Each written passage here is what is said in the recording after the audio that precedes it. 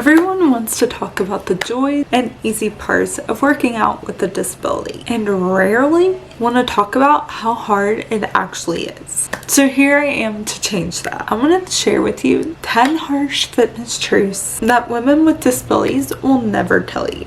My name's Christina if you're new here, and I help with your fitness and nutrition journeys, especially if you have a disability. If you haven't, make sure to hit that subscribe button and join the Fit Boss family, and let's keep the family growing. And let's jump into the video. Number 1, your journey will never look like an able-bodied person's. Stop comparing. We're here because this one trips so many of us up. You scroll Instagram, you see someone doing a full squat or running a 5K, and some part of your brain goes, why can't I do that? Here's the truth. That comparison was rigged from the start. You're not playing the same game. You're not even on the same field as someone that is able-bodied. Your body has different rules, different limits, and different wins. The second you stop measuring yourself against a body that isn't yours is the second you actually start seeing your progress. And trust me, it's there. You're just not looking for it because you're too busy comparing your progress to someone else. Like today, I'm going to give you a perfect example that happened to me today. And I'm going off script a little bit, so bear with me. I have been just down on myself because I'm not seeing progress in my stomach, in my legs like I want to, in different parts of my body. I've not been seeing the progress that I want to see, and I've been comparing myself a lot to women that don't even have a disability, which is not what we should be doing. So yesterday, last night, I looked at myself in the mirror and I finally started to see my leg muscles coming through, and the definition that I had pre my injury. If you're new here, I had an injury a couple years ago with my toe and I couldn't work out with my legs. And now for the last year that I've been able to do more leg workouts again and do leg workouts every week, twice a week, I'm seeing progress again. And I'm so happy. And that's my progress. And that's how my body works. It's taken a long time for me to grow my legs back. And I've been comparing it to other people when in reality, I needed to compare it to myself. And I'm just so happy now with the progress that I have because I stopped comparing to other people's legs. Number 2, some days your body will say no, and pushing through isn't strength. It's injury waiting to happen. I know the fitness world loves to glorify no days off or push through the pain. For us, that mindset can put you in your bed for a week or worse, undo months of progress. There's the difference between discomfort of effort and a warning signal of your body saying,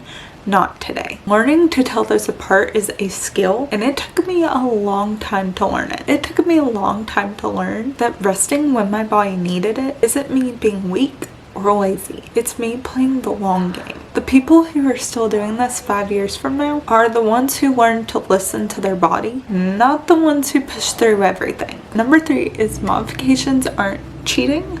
They're smart training. I need you to hear this loud and clear. There is nothing less impressive about a modified version of an exercise or a workout. Nothing. A modification is just training that is actually built for your body instead of forcing your body to fit someone else's program or workout. If you've ever felt embarrassed in a class because you needed a different version of the move, that embarrassment was never yours to carry. The person who modified intelligently and trained consistently for a year will always beat the people who tried to do it the real way and got hurt in week 2. Number 4, not every trainer or program is built for you, and you'll have to advocate for yourself. This one's hard to say, but it's honestly true. A lot of fitness spaces just were not designed for us in mind.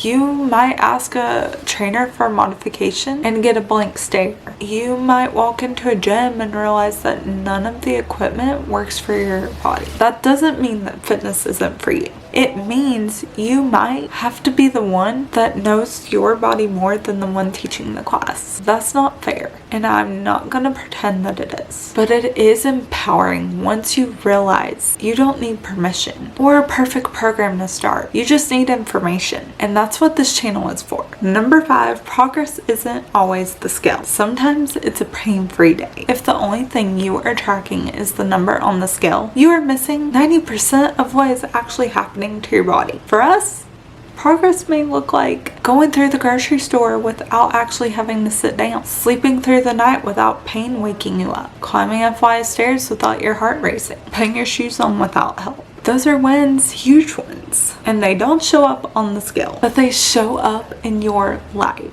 Start tracking those, and you'll realize that you've been making progress this whole time and just didn't get credit for it. Number 6, people, even some doctors, will doubt you. This one stings, but it's real. You'll tell people that you're starting a fitness journey, and then instead of support, you'll get, "Are you sure that's a good idea?" Sometimes that comes from family, and sometimes, and this really gets me, is it comes from doctors who mean well but don't know about adaptive fitness. I've heard from so many people, you were basically told, just don't get hurt, instead of being given real guidance. And here's why I want you to know. You are allowed to seek out people who do get it. You're allowed to advocate for yourself at the doctor's office. And you are allowed to prove every doubter wrong, quietly on your own time and in your own way. Number 7, rest is a part of the program, not a break from it. I touched on this with truth number 2, but it deserves a moment, its own moment, because so many people think that rest days means that you're not doing enough. Rest days are the program.